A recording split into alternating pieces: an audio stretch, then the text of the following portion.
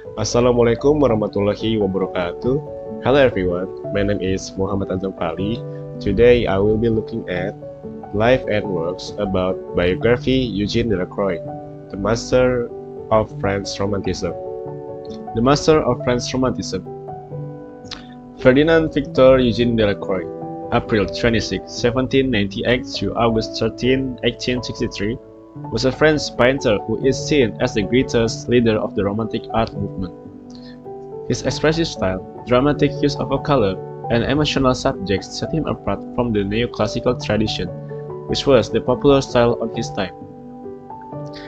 His most famous work is A Liberty Leading the People, a timeless symbol of revolution and freedom. You probably know this painting, don't you?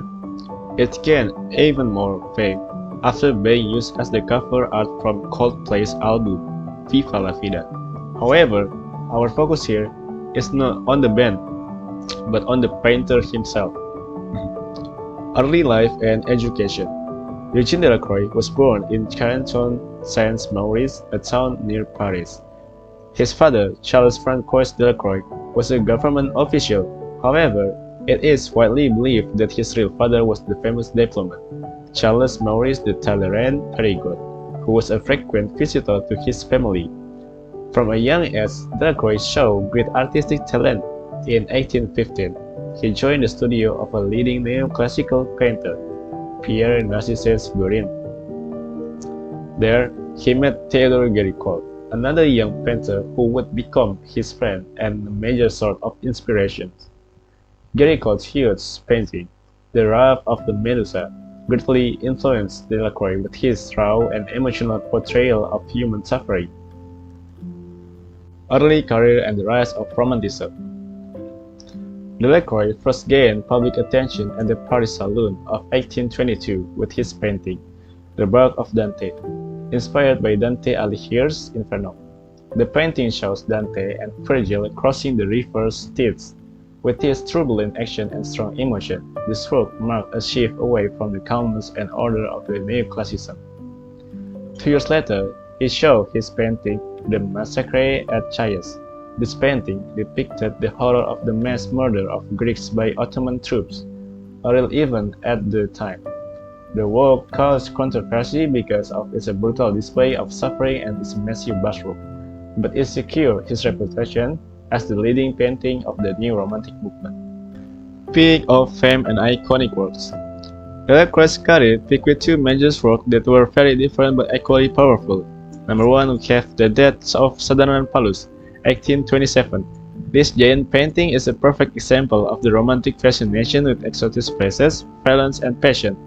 Inspired by a play by Lord Byron, Delacroix shows the legendary Assyrian king Sardanapalus calmly watching as his treasures, including his concubines and horses, are destroyed before he kills himself. Its mix of rich colors, chaos, and passion shocked the public. Number two, we have Liberty Leading the People, 1830. This is perhaps his most famous work in the world. It was painted to commemorate the July Revolution of 1830, which overthrew King Charles X. Delacroix painted liberty as a powerful woman, a symbol of freedom, holding the French flag and leading people from all social classes over a barricade. The painting is a brilliant mix of symbolic ideas of realistic detail, and it has become a universal symbol of the fight for the freedom. Journey to North Africa. In 1832, Delacroix traveled to Morocco and Algeria on a diplomatic mission. The trip was a turning point in his career. He was fascinated by the light, colors, and the culture of North Africa, which he called a living antiquity. His experiences there gave him artistic ideas for the rest of his life, leading to more than 100 paintings and sketches on the Oriental Eastern theme. His color palette became better and his brushstroke became freer after this journey. Later works and legacy. In his later years, Delacroix was hired by the French government for many important projects, including decorating the walls and ceiling of a grand building in Paris, like the Palais Bourbon and the Louvre Museum.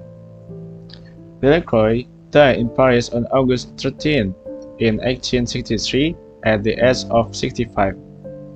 He left behind a huge legacy. His focus on a color to express emotion and his dynamic brushwork directly influenced the Impressionist artists like Monet and Renoir, as well as post-Impressionists like Van Gogh and Tennant. The jewels he kept throughout his life are also a valuable source of his thought on art and life. Eugene Delacroix remained one of the most important figures in 19th century art, a rebel who broke the strict rule of neoclassicism and paved the way for modern art with the power of his emotion and color. So that was the life of Eugene Delacroix. Okay, maybe that's what I could say, and I'm sorry if I made a mistake. And wassalamualaikum warahmatullahi wabarakatuh.